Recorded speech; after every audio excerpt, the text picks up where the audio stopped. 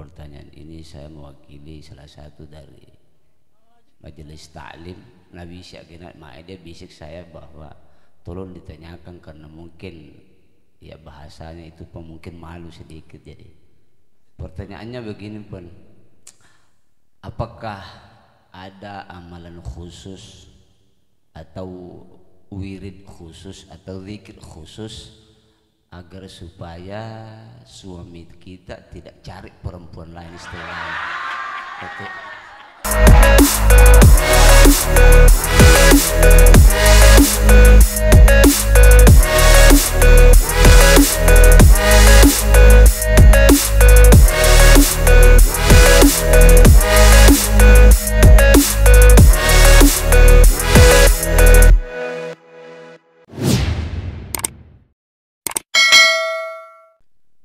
Bismillahirrahmanirrahim. Assalamualaikum warahmatullahi wabarakatuh. Terima kasih saya ucapkan kepada Ibu penyuluh dengan semua staf di sini yang telah berkenan mengundang kami di acaranya ini, dan terima kasih pula saya ucapkan kepada Ibu pemateri dan moderator atas kehadirannya. Alhamdulillah pada pagi hari ini kami sangat beruntung dapat hadir di tempat ini dalam mendapatkan suatu ilmu yang sangat luar biasa. Adapun yang saya pertanyakan di sini Bu ya, ini masalah zikir yang selalu kita laksanakan setiap hari, itu mulai dari bangun sampai tidur kembali. Yang saya pertanyakan di sini yang rutin sekali, yang setiap setelah salat subuh, yaitu mengucapkan kalimat la ilaha illallah, Allah, yang biasa yang dilakukan dengan imam di masjid itu. Yang ingin saya pertanyakan di sini, bagaimana caranya itu berzikir dengan benar? Apakah dengan mata hati kita, dengan tubuh kita, dengan apa? Dengan lisan. Karena saya lihat itu pada imam-imamnya sangat tahu sekali la ilaha illallah. Yang di sini ya saya pertanyakan bagaimana caranya yang benar Bu. Saya ingin sekali seperti mereka yang tawadhu sekali mengucapkan zikir itu. Terima kasih, mohon penjelasannya Bu. Terima kasih. Assalamualaikum warahmatullahi wabarakatuh. Oke, salam. Ya, lagi saya kasih kesempatan dulu 3 ya, supaya biasa kan ada pertanyaan itu yang nyambung ya. Ya, kalau tadi dari majelis taklim apa tadi? Ar-Rahim Pak. Ya, saya tagih nih. At-taqwa dulu. Takwa. Ayo at-taqwa. Yang mana takwa? Yang biru oh ya, oke. Ya, atau sambil berpikir kayaknya kronologi ada dulu. Ya. Assalamualaikum warahmatullahi wabarakatuh. Kami dari Majelis Taklim Khairan Arisi. Kebetulan saya sebagai sekretaris di sini Bu. Yang saya pertanyakan Bu, bagaimana itu biasanya ada orang bilang kalau berzikir dengan mata merem atau tutup mata, apakah itu dibolehkan Bu atau bagaimana itu saja? Mohon penjelasannya Bu. Assalamualaikum warahmatullahi wabarakatuh. Ya, ya zikir dengan merem, zikir dengan apa sana? Piding ya. Oke.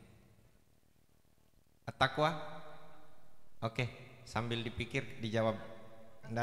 Ada. Oh ya. Oke, saya serahkan kepada Ustazah untuk sementara ini sambil berpikir ini at-taqwa. Silakan Ustazah. Oh ada ya? Oh ya, silakan Bu.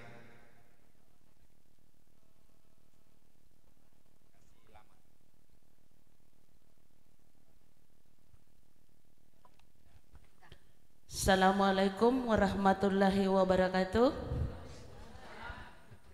Ibu Ustazah yang saya hormati, saya ingin bertanya Bu, boleh?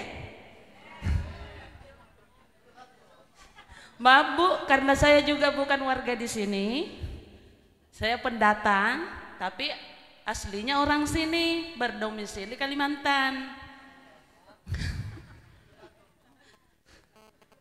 Ini kalau masalah berzikir itu Bu, gimana supaya afdol zikirnya? Gimana itu Bu? Ya itu saja Bu. Assalamualaikum warahmatullahi wabarakatuh. Ya. Betul prediksi saya bahwa 3 pertanyaan ini, sambil ibu-ibu yang lain mungkin ada yang bertanya di belakang sesi pertama ini, kan nyambung gitu antara at-taqwa kemudian khairan ariti dengan ar-rahim. Silakan dijawab Ustaz.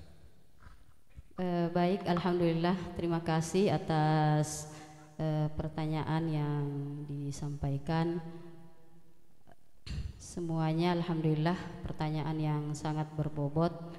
Jadi dan memang betul hampir ada kaitannya antara pertanyaan pertama, kedua dan ketiga. Jadi yang pertama, kalau saya tidak salah menangkap yang ditanyakan bagaimana cara berzikir dengan ya khusyuk. Dan yang terakhir, bagaimana kalau dari sisi afdal tidak afdalnya, berzikir yang afdal itu seperti apa. Dan yang kedua tadi berzikir dengan menutup mata. Kalau kita baca kitab tasawuf ya, kebetulan saya mengambil PAN di kelas PDF di pesantren itu Kifayatul Azkiya. Di Kifayatul Azkiya itu ada penyampaian ada ilmu di situ disampaikan bentuk-bentuk berzikir atau sholat yang afdal itu diantaranya kita dalam kondisi suci. Jadi sedapat mungkin ada wudhu. Nah, gitu. Kemudian yang kedua, afdalnya juga menutup aurat dengan sempurna. Dan yang ketiga, kalau dalam kondisi normal sedapat mungkin kita menghadap kiblat. Jadi itu konsep awal ya, konsep awal itu afdalnya ketika apapun komunikasi apapun, ketika kita orientasinya berhubungan langsung dengan Allah, konsepnya itu ada wudhu, itu memudahkan jalur makbul tidak makbulnya, kemudian menutup aurat dengan sempurna, kemudian menghadap kiblat. Kalau persoalan zikrullah itu dengan menutup mata atau membuka mata itu dikondisionalkan Bu, artinya tergantung dari orangnya. Karena maksud saya begini, ada orang sama dengan ketika kita sholat, ada orang kalau sholat tutup mata, ada juga tidak. Ada orang mengatakan menutup mata itu makruh, ada juga membuka mata tidak. Dikondisionalkan saja, karena dalam persoalan hal yang seperti itu beda-beda orangnya. Ada orang nanti matanya ditutup baru muncul rasa khusyuknya kepada Allah. Ada juga justru ketika menutup mata saat sholat atau zikrullah, justru bayangan-bayangan bisikan yang lain yang datang, jadi mengganggu konsentrasi khusyuknya kepada Allah. Jadi saya kalau hal seperti itu saya menjawabnya itu dikondisionalkan, karena ada tempat, ada masa, ada kondisi di mana ketika kita zikrullah atau sholat dengan menutup mata itu betul kita khusyuk, dan ada juga kondisi di mana khusyuk itu sulit ditangkap ketika kita menutup mata seperti itu. Kemudian kalau untuk menghadirkan khusyuk itu sendiri seperti apa konsepnya? Satu yang paling sederhana itu apa sebenarnya yang kita lafadzkan atau ucapkan baik dalam hati ataupun melalui lisan. Yang pertama itu kita mengetahui maknanya ya. Jadi kalau misalkan subhanallah, karena jangan sampai lisan hanya mengucapkan subhanallah subhanallah tapi kita tidak tahu apa makna dari yang kita ucapkan, karena kita butuh koneksi antara apa yang kita lafadzkan, apa yang kita pikirkan, dan apa yang ada di dalam hati. Sulit sekali mengkonekkan 3 yang harus kita hadapkan kepada Allah dalam hal interaksi ibadah kalau yang diucapkan lisan itu sendiri tidak dipahami oleh akal, tidak dimengerti artinya, lalu kemudian itu pun tidak bisa diresapi dengan baik oleh hati. Jadi bahasa sederhananya 3 pertanyaan yang tadi, untuk sempurnanya pertama kita harus ada wudhu, Kalau dalam kondisi normal, kalaupun misalkan tidak dalam kondisi normal, misalkan kita di pesawat di atas kendaraan, tapi kita tiba-tiba merasa gelisah, tidak apa-apa kita mengingat Allah pada saat itu, perbanyak zikir. Kalaupun pada saat itu kita tidak sedang dalam keadaan suci, karena kalau mau berwudu misalkan tidak ada air atau bagaimana. Jadi kalau dalam kondisi normal, ambillah air wudu, kemudian tutup aurat dengan sempurna, menghadap kiblat, berusaha memahami makna dari kalimat-kalimat yang kita lafadzkan, dari zikir-zikir yang kita lafadzkan, dan berusaha apa yang dilafadzkan itu sejalan dengan apa yang kita pikirkan dan apa yang ada di dalam hati kita. Ya, saya pikir itu. Terima kasih. Oh, jemaah. Wah, itu. Oke, sesi kedua lagi. Siapa tahu ada yang mau minta amalan-amalan zikir ya. Terima kasih untuk yang kedua kalinya, Bu. Sesuai dengannya moderator tadi, untuk meminta amalan-amalan zikir. Amalan zikir apa yang dilakukan agar anak kita semuanya bisa sukses. Sukses dunia akhirat. Terima kasih. Assalamualaikum warahmatullahi wabarakatuh.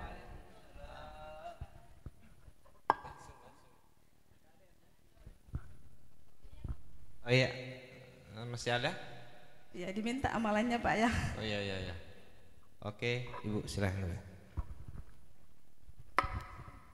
Assalamualaikum warahmatullahi wabarakatuh. Di sini saya mau bertanya tentang sholat sunat. Maaf, saya masih terlalu tipis pengetahuan tentang agama. Saya biasa lihat di masjid kalau teman-teman, maaf ibu-ibu, sholat sunatnya itu cuma sekedar sujud langsung. Apa itu doa duduk di antara sujud tidak dibutuhkan? Nah, itu saja. Assalamualaikum warahmatullahi wabarakatuh. Jadi kalau dia sholat, toh Sami Allahu liman hamidah, dia tidak bilang Sami Allahu liman hamidah, Sami Allahu akbar. Oh iya, oke. Ternyata di Balani Pak ini Pakua, kalau saya dengar ini ibu-ibu bicara, ternyata bukan semua paling orang Mandar. Saya yakin ibu ini bukan, iya, tapi suaminya orang Mandar Pondi. Oh, kalau ibu tadi dari Kalimantan juga, sama gini Ustazah ini, bukan orang Mandar, tapi sudah jadi orang Mandar. Oh, datang ibu DWP, silakan.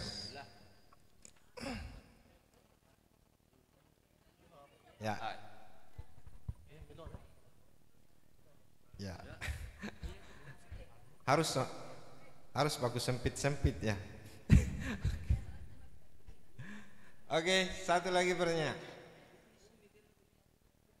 Cukup dulu Dik, karena aku tutup ini kalau sudah ndak menyesal kalau aku tutup ya, kan ada Selasa depan Ustaz. Selasa depan, minggu depan maksudnya, bulan depan ya, bukan bulan ini. Oke, silakan Ustaz.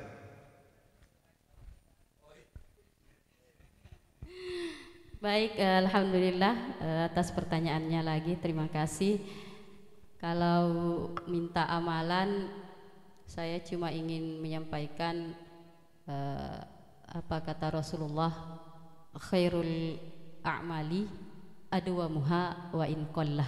Ya, jadi sebaik-baiknya amalan itu yang konsisten, yang senantiasa kita lakukan sekalipun sedikit. Itu adalah ya formulasi yang insya Allah akan mampu melahirkan keturunan-keturunan kita yang sesuai dengan generasi-generasi Qur'ani.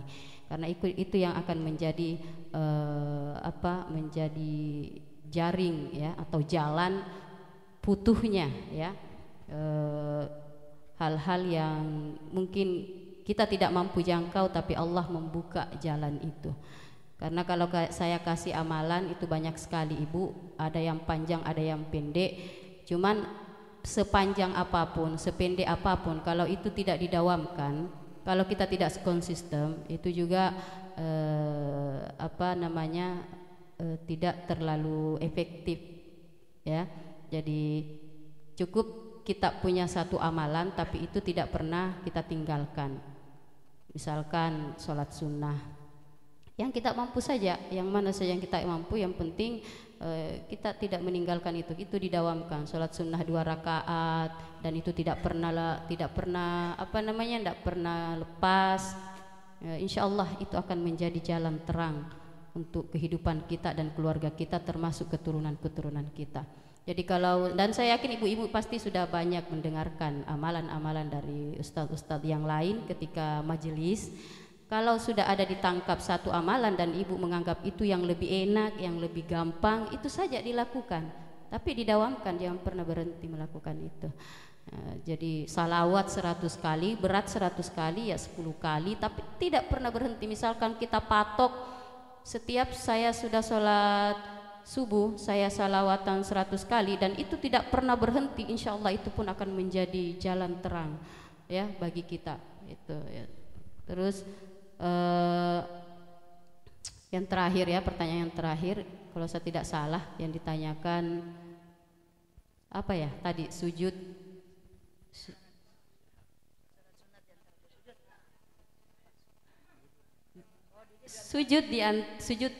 duduk di antara 2 sujud, yang ditanyakan hukumnya atau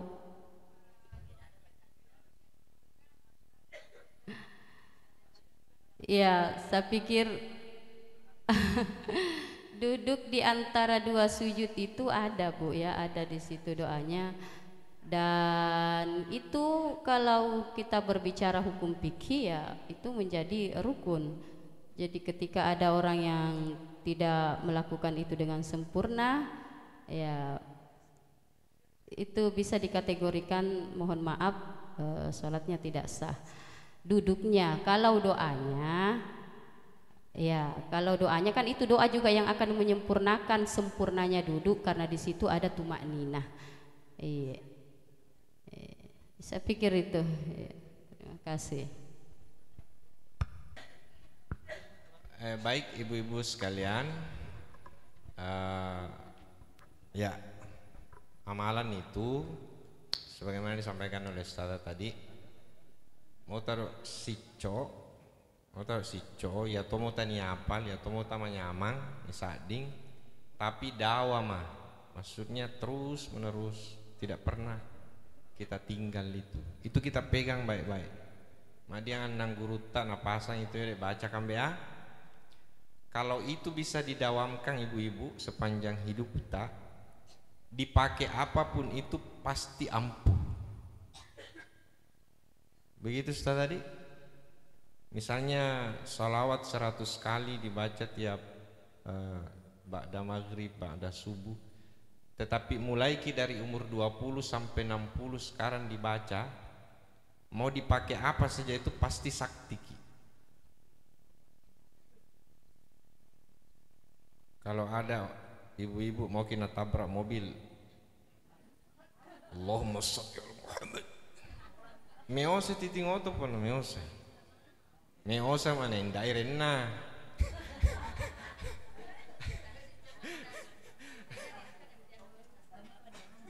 Ya dah. Kan kita ini begini Buna, kita itu kadangkala dikir tak paengarata lo dipuang. Iya pana magiting muak dia masalah. Pokok nama dia masalah na puangi. Tapi mak lapas mi masalahna, lapas to mi sikirna. Ya itu kebiasaan kita. Jadi ini Ustazah tidak memberikan secara terang amalan-amalan itu, tetapi konsepnya itu tadi. Saya kira kita semua ini kan punya andang guru ya, punya andang guru yang benar-benar kita muliakan, kita ta'zimi. Dia waktu nabe yang tahu amalan itu adalah sico. Yang penting kita bisa istiqamah, bisa terus-menerus memegang itu. Itu jika kata kuncinya di. Oke, ibu-ibu sekalian, saya kira cukup majelis kita pada pagi hari ini. Tidak terasa sudah 10:30. Oh, masih ada ya? Terakhir satu orang. Oke, silakan ya. Terakhir ini ya, terakhir.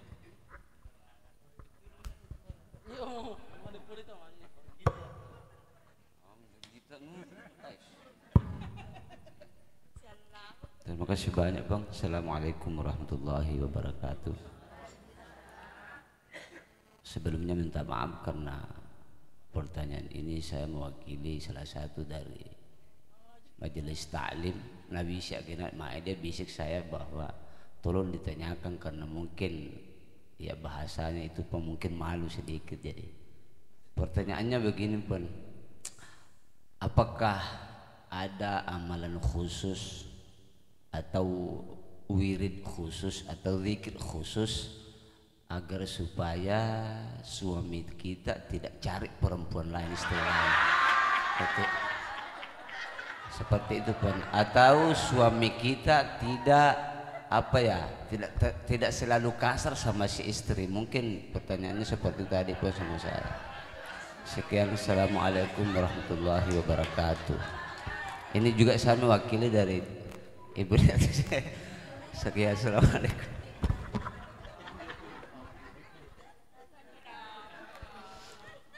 Ya, baik. Kembali lagi terima kasih atas pertanyaannya. Kalau amalan khusus sepanjang ini saya tidak menemukan secara spesifik amalan khusus agar suami tidak selingkuh atau suami tidak melakukan kewajiban-kewajibannya dengan baik dan benar kepada istrinya. Tapi ulama-ulama kita ada dua yang yang disampaikan itu mencakup segala lini kehidupan. Kalau mencakup segala lini kehidupan, baik itu kehidupan rumah tangga, kehidupan wilayah kerja, kantor, di pasaran. Nah, itu ada konsepnya untuk tidak meninggalkan, karena itu lebih baik dari dunia dan isinya, tidak meninggalkan rotibul haddad dengan wirdul latif ya. Jadi rotibul haddad itu setelah maghrib, kalau wirdul latif itu boleh di setelah subuh dan boleh juga setelah sholat asar ya. Tapi kalau ibu-ibu merasa berat untuk itu, ada konsep yang di hadis Abi Hurairah ya radhiyallahu anhu, itu ada dua kalimatani khafifatani 'alal lisani saqilatani fil mizan. Ada dua kalimat yang ringan di lidah tapi berat di timbangan. Itu kalau mau berbicara timbangan kalau kita mau orang yang selalu pakai kalkulator pahala, apa efek dari yang kita lakukan, misalkan apa feedback dari yang kita lakukan. Biasanya kan ibu-ibu atau bapak-bapak selalu mau itu, ada barang, ada harga, misalkan gitu ya. Jadi di sini ada satu hadis ya. Jadi ada dua kalimat yang ringan di lidah dan berat kalau dari sisi mizannya, dan itu dicintai oleh Allah Subhanahu wa taala. Apa yang dimaksud di situ adalah subhanallahi wa bihamdihi subhanallahil azim. Nah, kalau kita mau berbicara pahalanya di akhirat itu besar, dan konsepnya sekali lagi saya kasih konsep saja, konsep ketika kita sudah mendapatkan pahala itulah yang nantinya akan menuntun kita sebagai seorang istri selalu berada di rel-rel yang Allah inginkan, menuntun kita sebagai seorang suami selalu berada di rel-rel yang Allah inginkan. Karena kalau kita mau berbicara logika ya, logikanya memang laki-laki ya mohon maaf, seorang suami memang ujiannya di situ. Ketika dia sudah punya istri, diuji lagi dengan wanita yang lain. Ketika sudah punya dua masih diuji, mau tiga, punya tiga masih diuji, mau empat. Ketika kita berusaha mematahkan konsep itu dengan memaksakan suami kita untuk senang dengan kita sendiri, itu sulit. Karena seperti itulah. Jadi maksud saya sulit ya, Yang mendekatkan seorang hamba kepada Allah itu kan Allah sendiri. Jadi konsepnya kita yang mendekatkan diri kita kepada Allah, maka selesai urusan kita ketika Allah yang menangani semua urusan itu.